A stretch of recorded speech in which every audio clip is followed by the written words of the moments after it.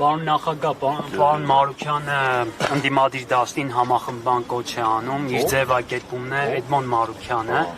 համախմբան կոչ է անում ընդդիմադիր դաշտին, իր ձևակերպումն է Նիկոլ Փաշինյանին թոշակի ուղարկելու համար, հանրապետական այս մասով որոշում ունի։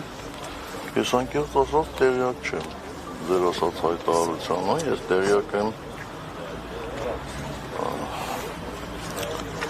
Իշխան Սաղաթելյանի հայտարարությանը, ոչ միայն հայտարարությանը, այլ Իշխան Սաղաթելյանը եկել հանդիպել ենք եւ բոլոր այդ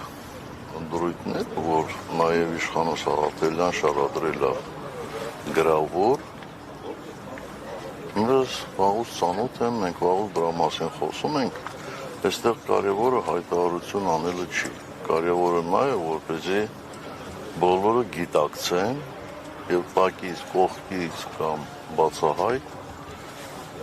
իրար չքննադատեն, հատկապես հանրապետականին։ Չէ, եթե առավոտը Սիրիկուն պետք է մեզ քննադատեն, մենք գնանք այդ մարդկանց հետ ինչ ասենք, Ում նկատում եք, պարոն նախագահ, քննադատողները հանրապետական։ Դուք մամուլ ընթերցում եք, բայց ընթերցում եք, ուրեմն պետք է իմանաք։